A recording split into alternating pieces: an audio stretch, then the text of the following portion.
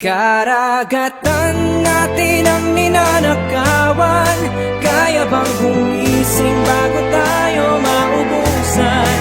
Karapatan natin ay ipaglalaban. Sumabay sa paglayag habang sinisigaw at naninindig ang ating ito.